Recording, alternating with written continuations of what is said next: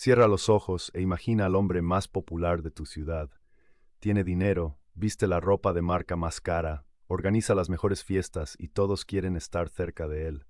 Es el rey de la juventud. Su futuro está asegurado. Heredará el negocio familiar, se casará con una mujer hermosa y vivirá en el lujo hasta el día de su muerte. Ahora, imagina a ese mismo hombre, unos años después, ciego, enfermo, con las manos y los pies perforados por heridas abiertas que sangran constantemente, muriendo desnudo sobre la tierra pelada, cantando una canción de amor a la muerte.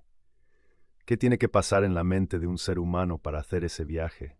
¿Fue locura? ¿Fue depresión? ¿O fue la única respuesta cuerda en un mundo que había perdido la cabeza por la codicia? El mundo moderno, incluso el mundo secular, ama a este hombre. Lo pintan en los jardines rodeado de pajaritos, lo llaman el primer hippie, lo llaman ecologista, pero el mundo moderno se equivoca. Han domesticado a un león. El hombre del que vamos a hablar hoy no era un amante de la naturaleza suave y sentimental. Era un guerrero espiritual radical. Era un hombre que se enfrentó a sultanes en medio de una cruzada, que abrazó a leprosos que olían a muerte y que desafió al papa más poderoso de la Edad Media con una túnica hecha de sacos de patatas. Su nombre de nacimiento era Juan, pero su padre, enamorado de Francia, lo llamó Francesco. Hoy vamos a arrancar las capas de pintura dulce de las estatuas de jardín para descubrir al verdadero Francisco de Asís, el hombre que se convirtió en una imagen viviente de Jesucristo y que salvó a la iglesia no con espadas, sino con pobreza.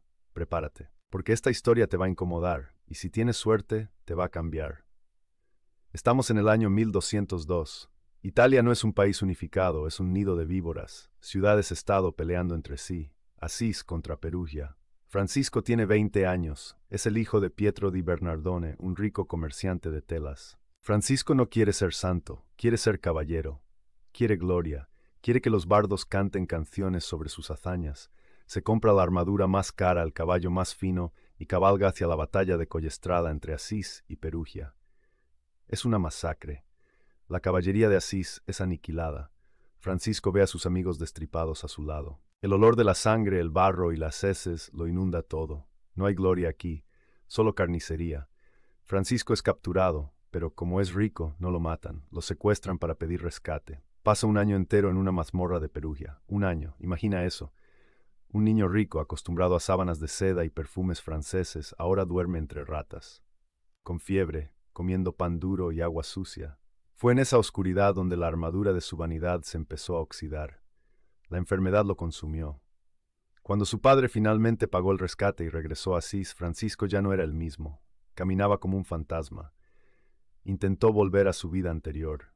Intentó ir a otra guerra en la Apulia. Pero en el camino tuvo un sueño. Una voz le preguntó: Francisco, ¿a quién es mejor servir, al Señor o al siervo? Francisco respondió: al Señor. La voz replicó: entonces, ¿por qué sirves al siervo? Francisco dio media vuelta, regresó así humillado. Los vecinos se burlaban. ¿Dónde está el gran caballero? ¿Dónde están tus medallas? Pero a él ya no le importaba la opinión de los hombres. Estaba buscando algo, aunque todavía no sabía qué era. Su corazón inquieto, como diría San Agustín, estaba a punto de chocar con la realidad más repulsiva de su época. En la Edad Media la lepra no era solo una enfermedad, era una maldición. Los leprosos eran los muertos vivientes. Tenían que vivir fuera de las murallas, tocar una campana y gritar inmundo para que nadie se acercara. Francisco les tenía terror. El solo hecho de ver sus casas a 2 kilómetros de distancia le hacía taparse la nariz. Era un esteta, un amante de la belleza. La deformidad le repugnaba. Pero un día, cabalgando cerca de Asís, se cruzó con uno. El caballo se encabritó. El olor a carne podrida golpeó a Francisco. Su instinto fue huir, dar la vuelta, correr hacia sus perfumes y sus telas de terciopelo. Pero algo sucedió en su interior, una batalla entre la gracia y el ego. Francisco recordó que quería ser un caballero de Cristo. ¿Qué clase de caballero huye del sufrimiento? Se bajó del caballo, caminó hacia el leproso. El hombre deforme, sin nariz, con las manos carcomidas, extendió la mano esperando una moneda lanzada desde lejos. Francisco no le lanzó una moneda, le agarró la mano, y luego hizo lo impensable. Se inclinó y besó esa mano llena de llagas. En su testamento, años más tarde, Francisco escribiría: lo que antes me parecía amargo, se me convirtió en dulzura de alma y cuerpo. Al besar al leproso, Francisco besó a Cristo. Fue la ruptura total con su ego. Poco después, rezando en la ruina de la iglesia de San Damián, escuchó al Cristo del crucifijo bizantino hablarle. No fue una alucinación. Fue una orden administrativa y espiritual. Francisco, ve y repara mi casa, que como ves amenaza ruina. Francisco, siempre literal, pensó que se refería al edificio de piedras. Se puso a cargar rocas, pero Dios no hablaba de ladrillos. Hablaba de la Iglesia Universal, que en el siglo XIII estaba llena de oro por fuera, pero podrida de corrupción y herejía por dentro. La conversión de Francisco tuvo un precio, y ese precio fue su padre. Pietro di Bernardone estaba furioso. Su hijo estaba regalando las telas caras a los pobres y gastando dinero en restaurar iglesias viejas. Lo arrastró ante el obispo de Asís para un juicio público. Quería desheredarlo. Quería humillarlo para que entrara en razón. Toda la ciudad estaba allí. Los nobles, los mendigos, los amigos de fiesta de Francisco. El obispo le dijo a Francisco que devolviera el dinero a su padre. Francisco no solo devolvió el dinero. Ante la mirada atónita de cientos de personas, se desató el cinturón, se quitó la túnica, se quitó la camisa, se quedó completamente desnudo en la plaza del mercado, temblando de frío pero ardiendo de amor. Puso la ropa a los pies de su padre y gritó con una voz que resonó en los siglos: «Hasta ahora he llamado padre a Pietro di Bernardone, pero ahora puedo decir con toda verdad: Padre nuestro, que estás en los cielos, porque en él he puesto todo mi tesoro». El obispo, conmovido y escandalizado a la vez, cubrió a Francisco con su propia capa. Ese gesto fue simbólico. La iglesia acogía la pobreza radical. Francisco salió de la ciudad cantando. No tenía nada, ni zapatos, ni bolsa, ni bastón, y nunca había sido tan libre. Se casó con la dama pobreza. Pronto otros locos se le unieron. Bernardo, un noble rico; Gil, un hombre sencillo. Vivían en chozas, trabajaban con sus manos, predicaban la paz y la penitencia. No pedían permiso para ser pobres, simplemente vivían el evangelio sin eglosa, sin glosas, sin explicaciones complicadas. Si quieres ser perfecto, vende todo lo que tienes. Lo hicieron literal. En el año 1219, mientras la Quinta Cruzada intentaba tomar Egipto a sangre y fuego, Francisco decidió ir al frente, pero no llevó espada. Cruzó las líneas enemigas. Los soldados cruzados le dijeron que estaba loco, que los musulmanes lo matarían al instante. Francisco y su hermano iluminado caminaron hacia el campamento del sultán Malik al-Kamil. Fueron capturados, golpeados y llevados ante el líder musulmán. El sultán esperaba a un guerrero o a un espía. Se encontró con un hombre pequeño, sucio, con una mirada de paz absoluta que desarmaba el alma. Francisco no fue a insultar a Mahoma, fue a predicar el amor de Cristo. La tradición cuenta que Francisco ofreció caminar por el fuego para probar la verdad del Evangelio. El sultán, un hombre culto y espiritual, quedó impresionado. No se convirtió, pero reconoció la santidad. «Si todos los cristianos fueran como tú», dijo el sultán, «no habría guerra». Francisco regresó vivo, habiendo demostrado que el diálogo y el testimonio valiente son más poderosos que la espada. En un mundo como el nuestro, desgarrado por conflictos religiosos, este momento es un faro de luz. Llegamos al final, año 1224. La orden de Francisco había crecido demasiado, ya eran miles, y con el número llegó la mediocridad. Muchos hermanos querían suavizar la regla. Seamos pobres, pero no tanto. Tengamos libros, tengamos casas de estudio. Francisco, enfermo y con el corazón roto por ver cómo su ideal se diluía, se retiró al monte Alvernia. Quería sentir lo que Cristo sintió. Hizo una oración peligrosa.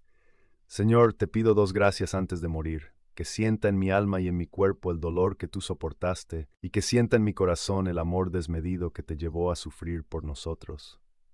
Dios escuchó. Cerca de la fiesta de la exaltación de la cruz, un serafín con 6 alas de fuego descendió del cielo.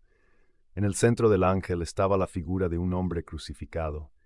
Cuando la visión desapareció, el cuerpo de Francisco había cambiado. En sus manos y pies aparecieron clavos. No eran heridas simplemente, eran excrescencias de carne negra dura, con forma de clavos de hierro doblados. En su costado, una herida abierta sangraba y manchaba su túnica. Francisco se convirtió en el primer estigmatizado de la historia de la Iglesia. Llevó la pasión de Cristo en su propia carne durante 2 años. Ya no podía caminar, estaba casi ciego, sufría dolores atroces, y sin embargo, en medio de ese dolor, compuso el Cántico de las Criaturas.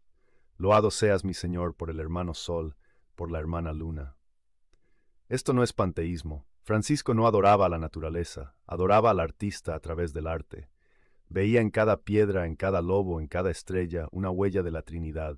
Incluso llamó a la muerte hermana. ¿Quién canta a la muerte mientras muere? Solo aquel que sabe que la tumba no es un muro, sino una puerta. 3 de octubre de 1226. Francisco siente que el final está cerca.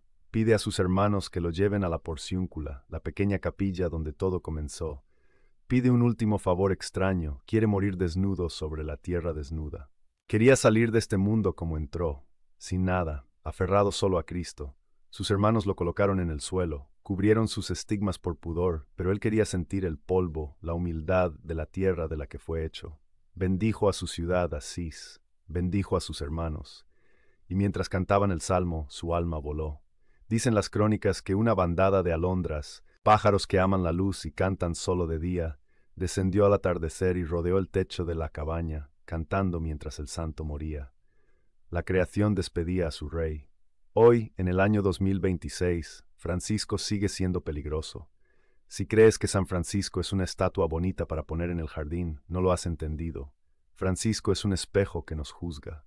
Vivimos obsesionados con la seguridad, con el confort, con tener el último teléfono, la mejor casa, la aprobación de los demás. Tenemos todo, y sin embargo estamos llenos de ansiedad, depresión y miedo.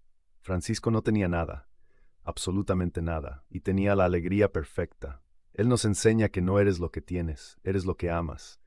Nos enseña que la iglesia no se repara con críticas amargas desde un sofá, sino con santidad personal, con sacrificio y con obediencia radical. Nos enseña que la verdadera libertad es no necesitar nada más que a Dios. Hoy Francisco te hace la misma pregunta que escuchó en el sueño. ¿A quién quieres servir? ¿Al Señor o al dinero? ¿Al Creador o a tu propia imagen? No tengas miedo de ser un poco loco por Cristo. El mundo tiene suficientes cuerdos que no saben amar. Necesitamos más locos que se atrevan a besar al leproso y a cantar en la oscuridad. Soy hermano en Cristo. Si la historia del poverello de Asís ha tocado tu corazón, si sientes el llamado a simplificar tu vida y buscar lo esencial, suscríbete y comparte este video. Que el Señor te bendiga y te guarde. Que el Señor te muestre su rostro y tenga misericordia de ti. Paz y bien.